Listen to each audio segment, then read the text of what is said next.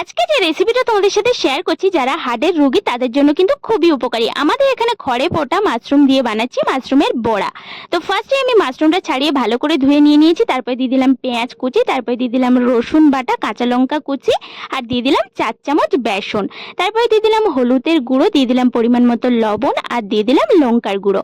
এবার ভেজে রাখা চিংড়ি মাছটা দিয়ে দিচ্ছি। আর চিংড়ি মাছটা কিন্তু ভেজে দিতে হবে, নাহলে কিন্তু বড়াটা ভালো লাগবে না। হালকা মাখিয়ে নিয়েছি, তারপরে অল্প চিনি দিয়ে দিলাম টেস্টের জন্য, তোমরা দিতেও পারো নাও দিতে পারো। আর সামান্য জল দিয়ে ভালো করে মাখিয়ে নিয়েছি। আমি জিরে গুঁড়োটা দিতে ভুলে গিয়েছিলাম, তার জন্য আবার একটু জিরে গুঁড়ো দিয়ে ভালো করে মাখিয়ে নিয়েছি। এবার গ্যাসের ওভেনে কড়াই বসিয়ে দিলাম, তাতে দিয়ে দিলাম সাদা তেল। তেলটা গরম হয়ে গেছে, এবার অল্প অল্প করে বড়ার আকারে ছেড়ে দিচ্ছি।